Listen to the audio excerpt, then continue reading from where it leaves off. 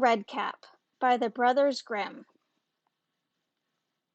Once there was a dear little girl whom everyone loved. Her grandmother loved her most of all and didn't know what to give the child next. Once she gave her a little red velvet cap, which was so becoming to her that she never wanted to wear anything else.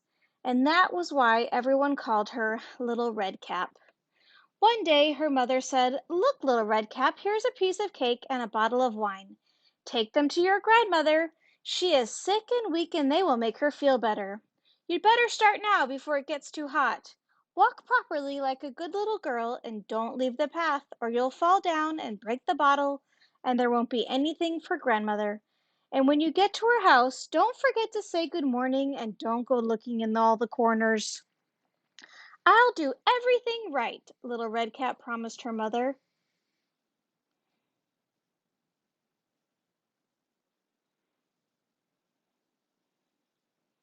Her grandmother lived in the woods, half an hour's walk from the village. No sooner had Little Red Cap set foot in the wood that she met the wolf. But Little Red Cap didn't know what a wicked beast he was, so she wasn't afraid of him. "Good morning, Little Red Cap," he said. "Thank you kindly, Wolf." "Where are you going so early, Little Red Cap?" "To my grandmother's." "And what's that you've got under your apron?" "Cake and wine. We baked yesterday, and we want my grandmother, who's sick and weak, to have something that will make her feel better." "Where does your grandmother live, Little Red Cap?" "In the wood, 15 or 20 minutes walk from here. Under the three big oak trees. That's where her house is. It has hazel hedges all around it. You must know the place." How young and tender she is," thought the wolf. "Why, she'll be even tastier than the old woman. Maybe if I'm crafty enough, I can get them both." So, after walking along a short while beside Little Red Cap, he said, "Little Red Cap, open your eyes. What lovely flowers! Why don't you look around you? I don't believe you even hear how sweetly the birds are singing. It's so cheerful out here in the wood, yet you trudge along as solemnly as if you were going to school."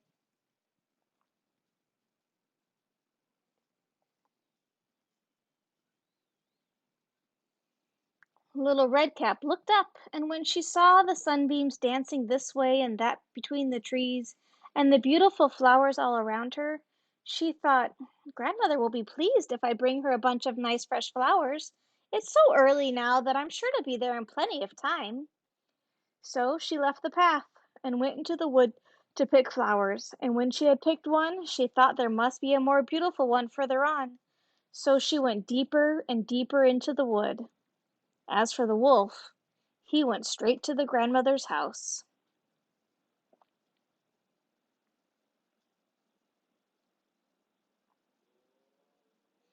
He knocked on the door. "Who's there?" "Little Redcap, bringing cake and wine. Open the door." "Just raise the latch," cried the grandmother. "I'm too weak to get out of bed." The wolf raised the latch and swung the door open. Without saying a single word, he went straight to the grandmother's bed and gobbled her up. Then he put on her clothes and her nightcap, lay down in the bed, and drew the curtains.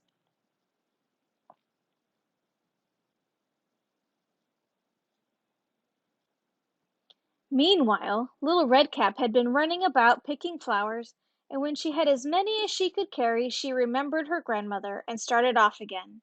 She was surprised to find the door open, and when she stepped into the house, she had such a strange feeling that she said to herself, "My goodness, I'm usually so glad to see grandmother. Why am I frightened today?" "Good morning!" she called out, but there was no answer. Then she went to the bed and opened the curtains. The grandmother had her cap pulled way down over her face and looked very, very strange. "Oh, grandmother, what big ears you have!" "The better to hear you with." "Oh, grandmother, what big eyes you have!" "The better to see you with." "Oh, grandmother, what big hands you have!" "The better to grab you with." "But, grandmother, what dreadful big mouth you have!" "The better to eat you with." And no sooner had the wolf spoken than he bounded out of bed and gobbled up poor little Redcap.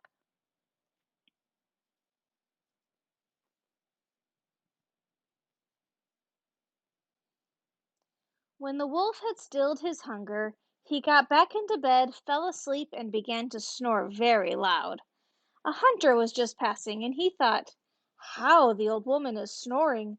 I'd better go and see what's wrong." So he stepped into the house and went over to the bed and saw the wolf was in it. "You old sinner," he said, "I found you at last. It's been a long time." He leveled his musket and was just about to fire when it occurred to him that the wolf might have swallowed the grandmother and that there might still be a chance of saving her.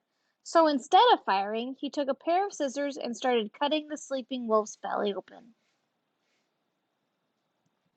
After 2 snips, he saw the little red cap, and after another few snips, the little girl jumped out crying, "Oh, I've been so afraid! It was so dark inside the wolf."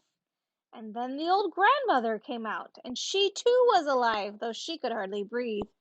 Little Redcap ran outside and brought big stones, and they filled the wolf's belly with them. When he woke up, he wanted to run away, but the stones were so heavy that his legs wouldn't carry him, and he fell dead. All three were happy. The hunter skinned the wolf and went home with the skin. The grandmother ate the cake and drank the wine little Redcap had brought her and soon got well. And as for little Redcap, she said to herself, "Never again will I leave the path and run off into the wood when my mother tells me not to."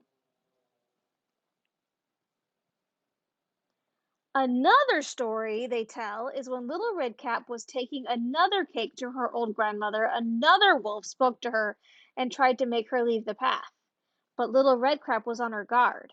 She kept on going, and when she got to her grandmother, she told her how she had met a wolf who had bidden her good day, but had given her such a wicked look that if it hadn't been on the open road, he'd have gobbled me right up.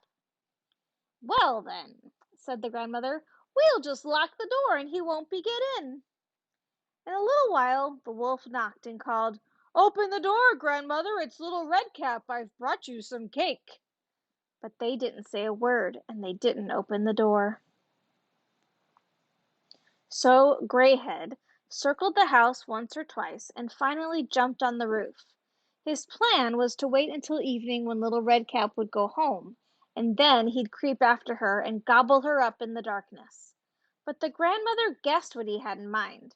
There was a big stone trough in front of the house, and she said to the child, "Here's a bucket, little Redcap. I cooked some sausages yesterday. Take the water I cooked them in and empty it in the trough." Little Redcap carried water until the big trough was full. The smell of sausages rose up to the wolf's nostrils. He sniffed and looked down, and in the end he stuck his neck out so far that he couldn't keep his footing and began to slide. He slid off the roof and slid straight into the big trough and was drowned. And little Redcap went happily home, and no one harmed her. The end.